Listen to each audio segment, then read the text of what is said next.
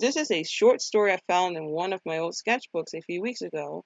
I wrote this in the mid 1990s. It was supposed to be part of a book I was making, which compiled parodies of many famous kids' books. These parodies included Where the Mild Things Are, The Babysitters Club, Sarah Plain and Portly, Smellaluna, Furious George, and The Tragic School Bus. Ooh, that's dark.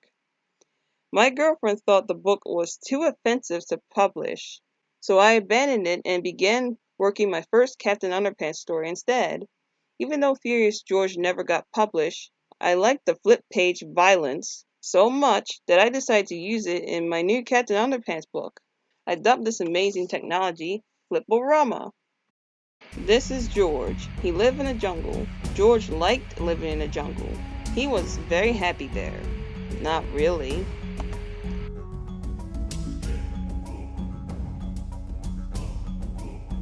One day, George saw a man with big yellow shoulder pads. The man saw George too.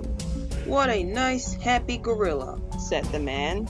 "I would like to kidnap him and smuggle him to America." So he hit George on the head with a coconut and knocked him out cold.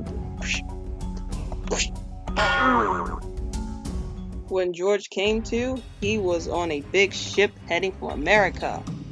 "George," said the man with the big yellow shoulder pads, "I am going to take you to a big zoo in a big city. They will put you in a tiny, crowded, smelly cage. You will like it there." When George heard that, he became furious and punched the man with the big yellow shoulder pads, who soon became known as the man with the big fractured jawbone. Oh geez. When the ship reached America, George leaped onto the pier and raged through the shipyard. He was still furious. Soon, George came upon a handsome sailor with shiny white teeth. Now, you mustn't be a naughty monkey," said the handsome sailor with the shiny white teeth, who soon became known as the ugly sailor with the shiny red gums. So violent. George smashed out of the shipyard and tore through the streets of the city.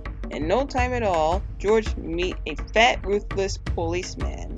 "I will shut you up in the jail where you won't cause any more monkey business," said the fat, ruthless policeman, who soon became known as the flat, toothless policeman.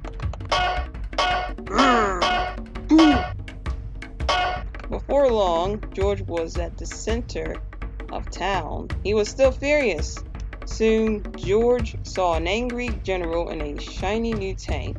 "We are going to put an end to your monkey shines once and for all," cried the angry general in the shiny new tank, who soon became known as the intensive care patient in the scrap metal heap.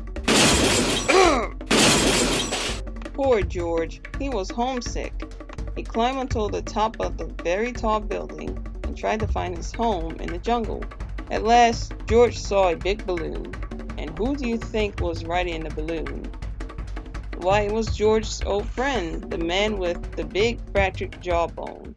"Grab hold of the rope, George, and I will fly you to the zoo," said the man with the big fractured jawbone, who soon became known as the dead guy.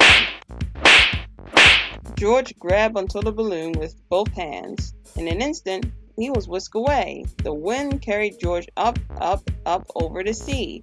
Finally, the wind stopped blowing, and George sailed down, down, down, right back to his home in the jungle. What a nice place for George to live. The end. And that's the end of the story.